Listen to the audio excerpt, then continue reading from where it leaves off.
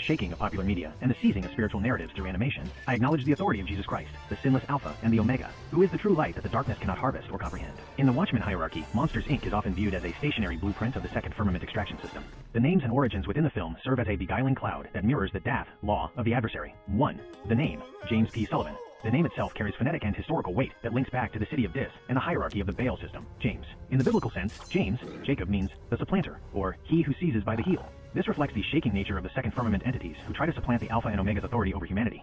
Sullivan, phonetically and etymologically, Sullivan stems from the Gaelic Suileabhan, which means little dark eyes or dark-eyed one. The link, this is a direct discernment of the Black Eye Club. Sullivan is the leader of the factory, a high-level entity with the signature name of those who have undergone the bailout process. The P, often speculated to stand for Philo, love, or Paul, but in an occult context, it can represent the principality he represents within the unionship of the factory. 2. Monsters, Inc. as the second firmament portal. The movie's mechanics are a visual death of the extraction process used by the Balim. The portals, doors. The doors are stationary gates that allow second firmament entities, the monsters, to enter the first firmament, the children's bedrooms, to harvest energy. The scream, loosh. The monsters do not need food, they need screams. In occult research, this is called loosh, the emotional energy harvested during states of shaking, fear, or torture. The rebranding. At the end of the film, they switch from screams to laughter. This is a tricky of the adversary. Both are emotional extremes that create a leak in the human firmament, allowing the hive mind to collect energy. Laughter is simply a positive bail that people more willingly sign on to. 3. The origin of the monsters.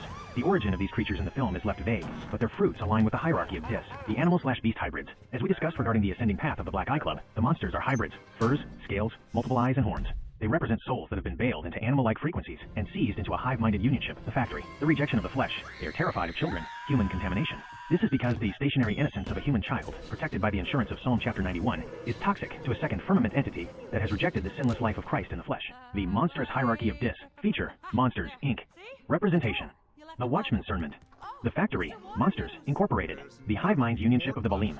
The energy, screams/laughter. Loosh/emotional extraction. The shadow. Randall, the serpent. The tricky of the reptilian frequency. The leader.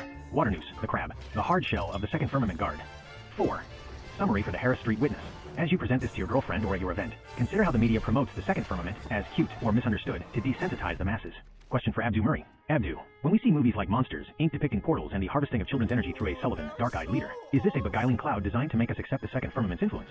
How does the law of Jesus Christ and the insurance of Psalm chapter 91 provide a stationary shield that prevents our energy, our souls, from being harvested by these unionships? Spiritual reflection. In the authority of the sinless Christ, we know that the light shineth in darkness, and the darkness comprehended it not. John chapter 1 verse 5. The monsters in the closet are only powerful if you believe you are uninsured. By rooting your faith in the Alpha and Omega, you realize that you have the authority to close those doors permanently. AKJV. Reflection on the victory over fear. Psalm chapter 27 verse 1. The Lord is my light and my salvation. Whom shall I fear? The Lord is the strength of my life. Of whom shall I be afraid? As you prepare for your move to Harris Street, anoint the doors of your new home. Declare that no James P. Sullivan or Second Firmament Union has a legal right to harvest from your household. You are under the state